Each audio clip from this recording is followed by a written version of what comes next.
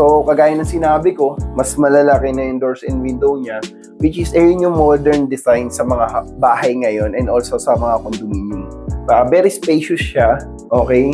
Then, sa actual deliverable niya, meron ka ng granite countertop, stainless water sink, and the top and under cabinet.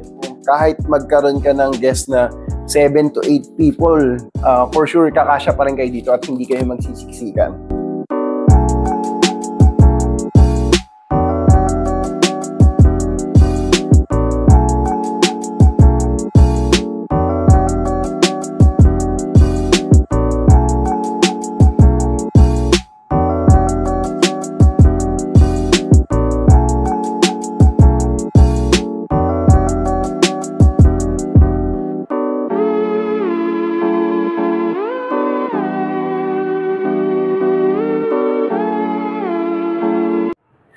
Hi guys, again, welcome back to my channel. So today, papakita ko sa inyo itong 2-bedroom model unit natin for the Valeron Tower na 2-bedroom type A na 65.50 square meter. So sa mga clients na nakapag-avail na ng 2-bedroom type A sa Valeron Tower, ito na yung inaantay ninyo. So tara, pasok tayo.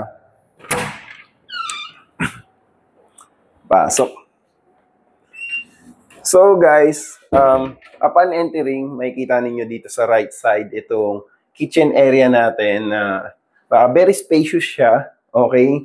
Then sa actual deliverable niya, meron ka ng granite countertop, stainless water sink, and the top and under cabinet. Every area guys, meron tayong fire sprinkler, then meron na siyang abang for the range hood, okay? Then dito sa area na to guys, meron na rin tayong window na naka-facing dun sa hallway ng building. Then, dito sa other side, guys, ito naman yung dining area natin. Kung mapapansin niyo guys, yung furniture na ginamit for the dining area, hindi siya yung mga space-saver furniture for the reason of sobrang spacious naman kasi talaga ng mga unit. And ang lalaki ng cuts ng mga unit ni DMCI, no? So, hindi na kailangan ng space-saver na furniture sa mga unit niyo dito. Okay? Then, isa sa gusto ko dito, guys, is yung window dito na facing dun sa hallway pa din. Ang pinakagusto ko dito, guys, is mas malaki na yung mga windows na ginamit ni DMCI sa mga unit niya. So, ang kagandahan nito, yung natural light and air is mas madaling makakapasok sa loob ng unit ninyo at mas magiging maaliwalas na yung mga unit ninyo. Okay? So, ito naman yung area for the living area, guys. Mapapansin niyo guys, very spacious siya. Then, ang laki ng furniture na ginamit dito sa living area natin, no? So, kahit magkaroon ka ng guest na 7 to 8 people, for sure, kakasya pa rin kayo dito at hindi kayo magsisiksikan. Okay? Then, guys, ang flooring natin dito, guys, is ceramic tiles. Then, yung floor to ceiling height naman is 2.7 meters. Okay? For the wall, 3-coated paint na siya. Then, dito sa area naman na to guys, meron din tayong built-in cabinet for the washing machine. So, ang kagandahan nito, may sarili siyang space sa washing machine guys, for the washing machine.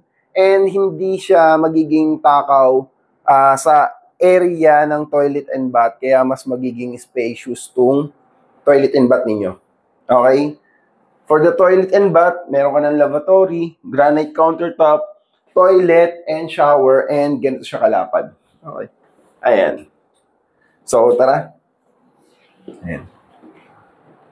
For the bedroom 2 guys naman, mapapansin niyo sliding door na siya, glass door.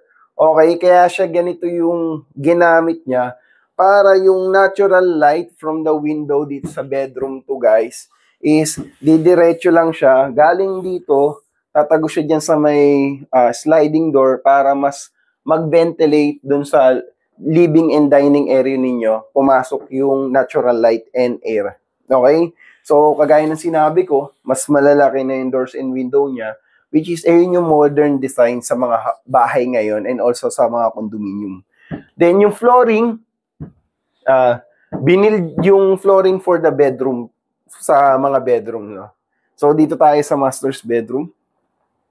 For the master's bedroom, guys, same lang din yung flooring sa bedroom 1.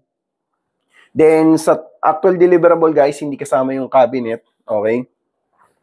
Then, ito lang din yung may access papunta sa balcony. Tara. For the balcony, guys, sobrang spacious niya. Pwede ka maglagay ng round table, 2 chairs para mas ma-enjoy ninyo yung breakfast and coffee ninyo, and pwede pa rin kayong maglagay dito ng mga halaman. Okay?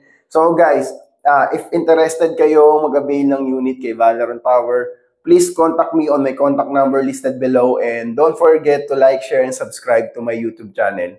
So thank you guys, and see you in my next vlog.